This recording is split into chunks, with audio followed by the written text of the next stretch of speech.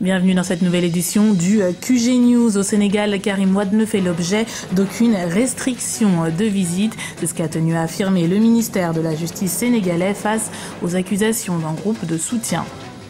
Arrestation des membres de l'opposition, soutien des États-Unis. C'est une situation complexe que traverse actuellement Djibouti. Et pour en parler, nous recevrons Macky Oumed Gaba, représentant de l'USN, l'Union du Salut National en France, la coalition de l'opposition.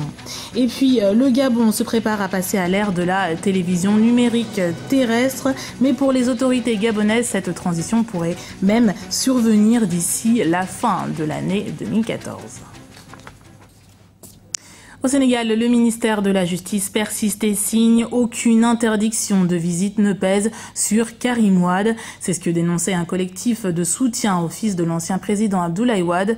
Une autorisation de visite lui avait été refusée en début de semaine. Plus d'explications avec Florence Assimporé et Myriam Issoufali. Aucune interdiction de visite ne pèse sur Karim Wade. C'est en ces termes que le ministère de la Justice a tenu à démentir les déclarations de la défense. Les avocats du fils de l'ancien président sénégalais Karim Wade soutiennent en effet qu'il n'aurait plus de droit de visite. L'État s'explique. Il n'a jamais été question, et la chancellerie est formelle là-dessus, d'interdire des visites à Karim Wade. Le procureur spécial n'est pas dans cette dynamique. La preuve, une autorisation de visite a été accordée à Madame Viviane Wade pour rendre visite à son fils. Et la position, elle est formelle. Toute personne proche parent de Karim Wade qui fera une requête pour lui rendre visite sera autorisée à le faire. Cette réaction de la justice sénégalaise intervient alors que l'ancien président de la République, Abdoulaye Wade, lors de son séjour à Dakar, n'a pu rendre visite à son fils Karim Wade en prison, faute de permis de visite. Une nouvelle dénoncée par le porte-parole du mouvement Karim à la présidence. Wade vient au Sénégal pour non seulement résoudre les problèmes des Sénégalais, parce que les Sénégalais sont fatigués, les Sénégalais souffrent, mais également apporter son soutien à son fils qui a été arrêté de manière injuste, de manière arbitraire. Et ça ne passera pas. Pour rappel, l'ancien président Abdoulaye Wade est retourné en avril dernier au Sénégal après 2 ans en France suite à l'annonce par la Cour de répression de l'enrichissement illicite du jugement en juin prochain de son fils Karim Wade dans l'affaire d'enrichissement illicite. Il risque 10 ans de prison ferme.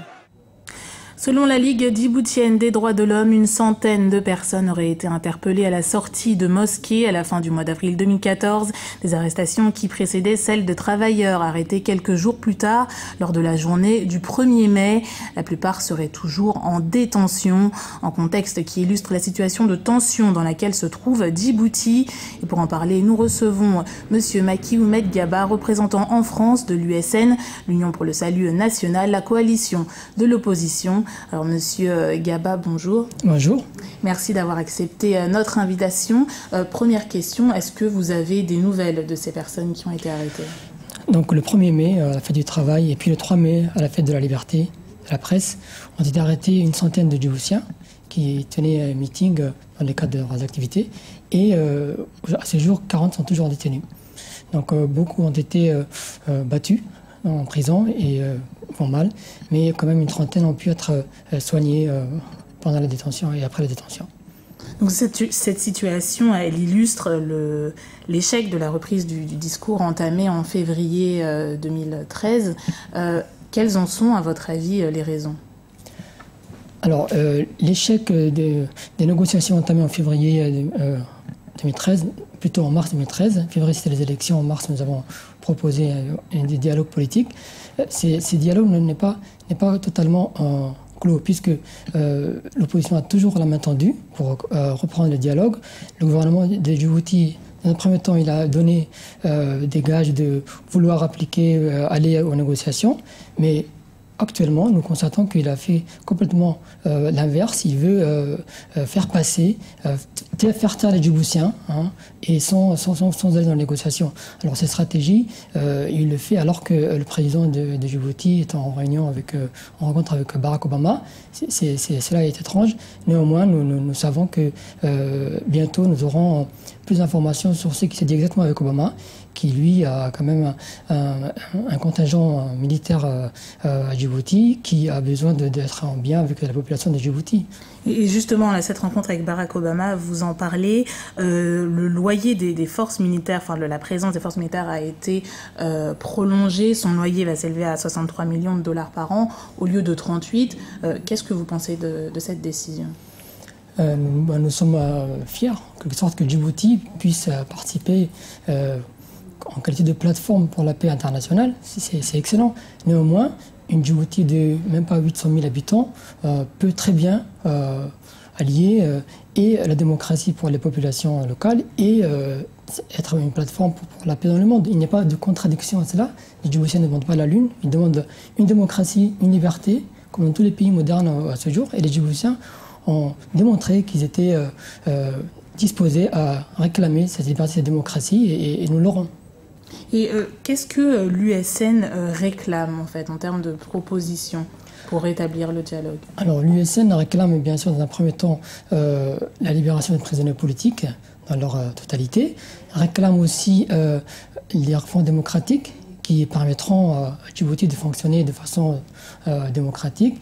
Et bien sûr réclame que les élus locaux qui ont été spoliés de leur victoire soient remis à leurs fonctions, des maires de Djibouti notamment. Réclame aussi que les exactions contre l'USN s'arrêtent et que les personnes sympathisantes de l'USN puissent manifester et tenir meeting normalement sans être inquiétées. Et d'autre part, l'opposition USN fait acte de responsabilité puisqu'elle accepte, en échange de cela, de remettre à une deuxième étape de négociation la question de l'Assemblée nationale où normalement elle est victorieuse. Eh bien, votre appel a été entendu. Je vous remercie, Monsieur Macky Oumed Gaba. Je rappelle que vous êtes le représentant en France de l'Union pour le salut national. Merci. L'actualité économique, c'est l'apport financier indispensable que procure la Fondation Lima aux petits exploitants agricoles en Afrique du Sud. Ces derniers représentent un secteur qui contribue largement à l'économie du pays, mais n'ont rarement accès aux services de prêt. L'organisation s'applique particulièrement à aider les femmes. Florence Assampori. L'accès au financement reste un obstacle majeur pour de nombreux agriculteurs en Afrique du Sud. Pourtant, à 43 ans, Baniwile Tchabalala a décidé de relever le défi et d'investir dans l'élevage de volailles. Elle a sollicité un prêt de 9 723 rands, soit 900 $ auprès d'une organisation caritative locale. En fait, nous n'avons pas d'actions et les banques veulent des actions. Ça a été plus facile d'obtenir un prêt avec la fondation Lima parce que je n'avais ni compte bancaire ni travail fixe. L'agriculture représente jusqu'à 40% du PIB dans certains pays africains. Pourtant, seulement 0,25% des prêts bancaires sont attribués aux petits agriculteurs et éleveurs. Ici, la Fondation Lima, dédiée au développement rural, offre une formation agricole et des prêts sans intérêt aux agriculteurs, en particulier aux femmes. L'agriculture est une pratique fondamentale qui nécessite un capital important. Avec la mise en place de cette fondation, nous nous efforçons de fournir aux agriculteurs plus de possibilités d'obtenir des crédits, même avec des ressources limitées pour créer leur entreprise. Avec cette aide, Baniwile Tchabalala a pu créer son entreprise d'élevage et doubler ainsi ses revenus mensuels. Mais pour elle, l'ensemble des Sud-Africains devraient redoubler d'efforts et chercher d'autres alternatives pour améliorer leurs conditions de vie et lutter contre la pauvreté. En Afrique du Sud, il y a de la pauvreté, il y a beaucoup de chômage, donc je pense que la population sud-africaine ne doit pas toujours compter sur le gouvernement. Les Sud-Africains doivent créer leur propre entreprise et lutter pour changer leurs conditions. Le panel d'Africa Progress 2014 a d'ailleurs invité les acteurs politiques africains à favoriser les investissements dans le secteur agricole, le développement des infrastructures et des systèmes financiers inclusifs sur le continent. Objectif affirmé, aider les petits producteurs comme Baniwile Tchabalala à promouvoir la révolution verte, car à ce jour, 2/3 des Africains sont des agriculteurs. Le Gabon rejoint les pays du continent qui amorcent leur transition vers la télévision numérique terrestre, la TNT. À l'instar du Sénégal, du Cameroun ou encore du Burkina Faso, la date butoir du 17 juin a été annoncée par l'attribution des fréquences radio et des orbites satellitaires. Mais le Gabon pourrait même anticiper cette mutation d'ici la fin de l'année 2014. Plus de détails avec ce reportage de Douglas Toutoumé. Le Gabon basculera de la télévision analogique à la télévision numérique terrestre en juin 2015. À la station de télévision nationale à Libreville, les choses se peaufinent. Les professionnels du secteur sont prêts. L'analogie nous amenait à transporter aussi plus de matériel qu'actuellement. Parce que quand nous avons un matériel numérique, c'est léger et puis ça facilite énormément de travail. Pour ce basculement, la feuille de route nationale s'articule sur 2 volets, à savoir la réconfiguration des équipements d'exploitation des studios de télévision et de radio et le renouvellement des émetteurs à l'échelle nationale.